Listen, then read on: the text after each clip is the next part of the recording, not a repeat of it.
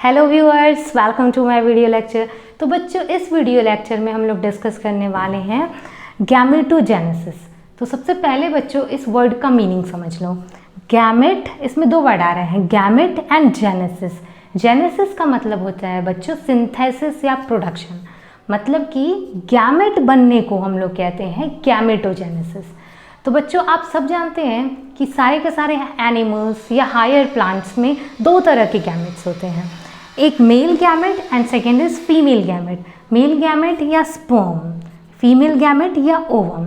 तो बच्चों male gamete के बनने को यानी कि स्पर्म के बनने को हम लोग कहते हैं स्पर्मेटोजेनेसिस, और वही फीमेल गैमेट के फॉर्मेशन यानी कि ओवम के फॉर्मेशन को हम लोग कहते हैं oogenesis।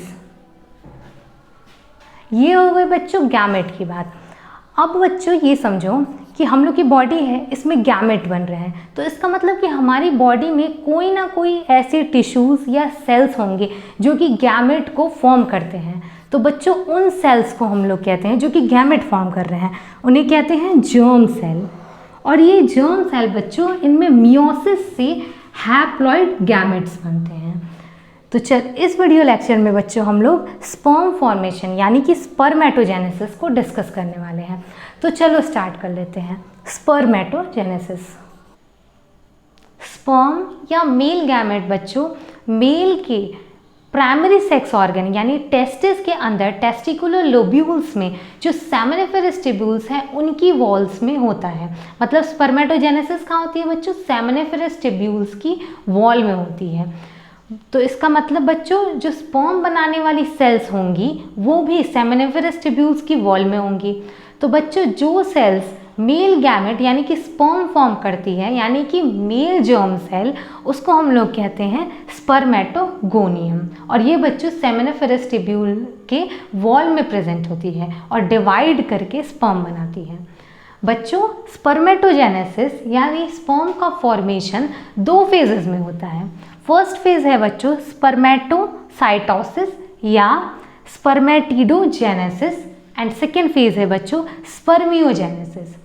बच्चों स्पर्मेटिडोजेनेसिस में अगर आप ध्यान से देखो तो टर्म आ रहा है स्पर्मेटिड, मतलब कि बच्चों इस फेज में स्पर्मेटिड बनेंगे। And second phase is spermiogenesis, अगर इसको आप ध्यान से देखो तो टर्म आ रहा है स्पर्म, मतलब इस फेज में बच्चों स्पर्म बनेंगे। तो चलो इस प्रोसेस को हम लोग डिस्कस कर लेते हैं। स्पर्मेटोगोनियम बच्चों, जैसे कि हमारी बॉडी की सारी सेल्स कैसी होती हैं? डीप्लॉइड। सो स्पर्मेटोगोनियम भी बच्चों डीप्लॉइड होता है। सबसे पहले ये क्या करता है? माइटोसिस करना स्टार्ट करता है और माइटोसिस से अपने नंबर को इंक्रीज करता है। इसमें बच्चों माइटोसिस के रिजल्ट से दो तरह की सेल्स बनती हैं, type a spermatogonium and type b spermatogonium. तो बच्चों जो टाइप ए स्पर्मेटोगोनियम है ये दोबारा से इस स्पर्मेटोगोनियम का ही प्लेस ले लेती है, मतलब कि ये स्पर्मेटोगोनियम की तरह एक्ट करेंगे और फिर माइटोसिस से ये टाइप ए और टाइप बी स्पर्मेटोगोनियम बनाएंगी। जबकि बच्चों जो टाइप बी स्पर्मेटोगोनियम है ये ग्रो करती है, न्यूट्रिएंट्स एब्जॉर्ब करके इनलार्ज हो जाती है और इसको कहते हैं हम लोग प्राइमरी स्पर्मेटोसाइट।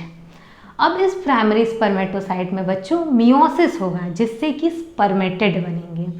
तो बच्चों प्राइमरी स्पर्मेटोसाइट में फर्स्ट मियोसिस से दो सेल्स बनती हैं जिसको कि हम लोग कहते हैं सेकेंडरी स्पर्मेटोसाइट। और बच्चों वन मोर इम्पॉर्टेंट थिंग कि मियोसिस फर्स्ट बच्चों कैसा डिवीज़न है? रिडक्शनल डिवीज़न, मतलब कि इसमें क्रोमोसोम का जो नंबर होगा बच्चों वो हाफ हो जाएगा। इसके बाद सेकेंडरी स्पर्मेटोसाइट में फर्दर मियोसिस सेकेंड होगा जिससे कि बच्चों 4 स्पर्मेटिड बनेंगे। तो बच्चों स्पर्मेटोगोनियम से स्पर्मेटिड बनने का जो फेज़ है उसको हम लोग टर्म देते हैं स्पर्मेटिडोजेनेसिस या स्पर्मेटोसाइटोसिस। इसके बाद बच्चों जो ये स्पर्मेटिड बने हैं इनमें डिफ्रेंशिएशन होगा और ये स्पर्मेटिड फॉर्म करेंगे स्पर्म। इस प्रोसेस को बच्चों हम लोग कहते हैं स्पर्मियोजेनेसिस। स्पर्मेटोजेनेसिस बच्चों सेमिनिफेरस टिब्यूल्स के वॉल में होता है, मतलब कि स्पर्म भी यहीं पे बनते हैं और मैच्योर स्पर्म बच्चों बनने के बाद वॉल से ल्यूमेन में रिलीज कर दिए जाते हैं। इस प्रोसेस को बच्चों हम लोग कहते हैं स्पर्मिएशन। इसके बाद बच्चों जो स्पर्म है वो सेमिनिफरस ट्यूब्यूल्स से डिफरेंट एक्सेसरी डक्ट से होते हुए ट्रांसपोर्ट होता है। स्पर्मेटोजेनेसिस के बाद अब हम लोग डिस्कस कर लेते हैं हार्मोनल कंट्रोल ऑफ स्पर्मेटोजेनेसिस। बच्चों देखो, जो मेल्स होते हैं वो 13 ईयर तक एज तक उनमें स्पर्म का फॉर्मेशन नहीं होता है। आफ्टर 13 ईयर मतलब कि at the time of puberty उनमें स्पर्म का फॉर्मेशन होने लगता है। तो बच्चों इसका मतलब ये है कि 13 साल के बाद उनकी बॉडी में ज़रूर कुछ ऐसा हुआ है जिससे कि उनकी बॉडी स्पर्म बनाने लगी है। तो बच्चों अब पूरा का पूरा रोल आता है हॉर्मोन्स का। बच्चों at the time of puberty जो हाइपोथैलेमस है उससे निकलने वाला GnRH हार्मोन यानी कि गोनाडोट्रोपिन रिलीजिंग हार्मोन का लेवल बढ़ जाने की वजह से ये एंटीरियर पिट्यूटरी पे वर्क करता है। और एंटीरियर पिट्यूटरी 2 हार्मोन्स निकालता है, luteinizing hormone and follicle stimulating hormone.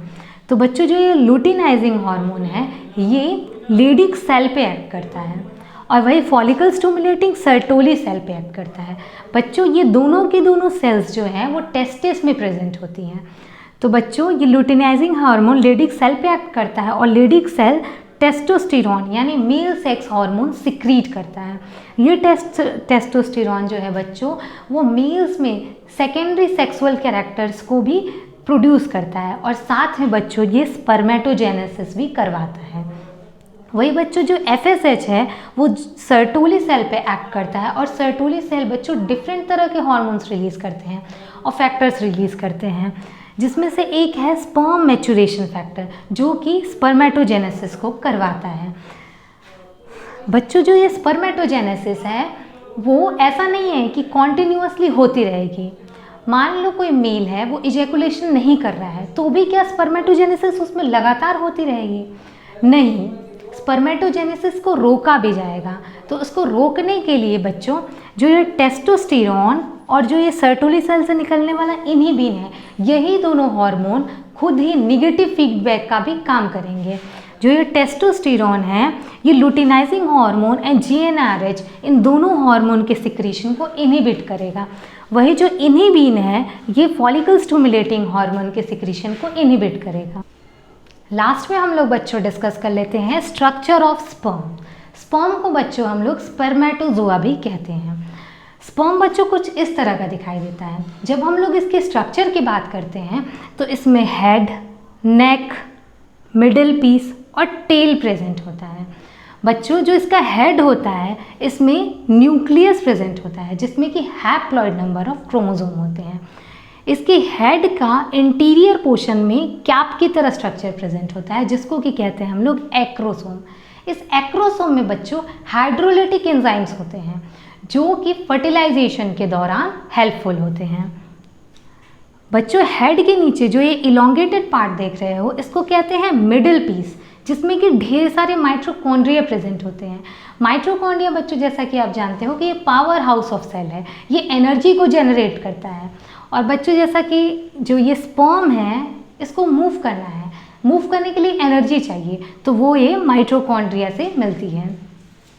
बच्चों हेड और मिडिल पीस के बीच में नेक प्रेजेंट होता है और स्पर्म के जो टर्मिनल पोर्शन होता है बच्चों वो इलोंगेटेड होता है जिसको कहते हैं टेल या इसको फ्लैजिलम भी कहते हैं। और बच्चों ये जो टेल है ये मूव करती है जिससे कि ये स्पर्म आगे बढ़ता है। ह्यूमन के केस में इजैकुलेशन में 200 से 300 मिलियन स्पर्म रिलीज होते हैं ड्यूरिंग कोइटस, जिसमें से कि बच्चों जो 60% स्पर्म है वो नॉर्मल शेप एंड साइज के होते हैं और इस 60% में से भी जो 40% स्पर्म है वो विगरस मोटिलिटी शो करते हैं जो कि फर्टिलाइजेशन के लिए नेसेसरी है। तो बच्चों इस वीडियो लेक्चर में हम लोगों ने स्पर्मेटोजेनेसिस का प्रोसेस, स्पर्मेटोजेनेसिस का हार्मोनल कंट्रोल और स्ट्रक्चर ऑफ स्पर्म को डिस्कस किया है। If this video lecture is helpful for you then please like, share and subscribe my channel. Thank you.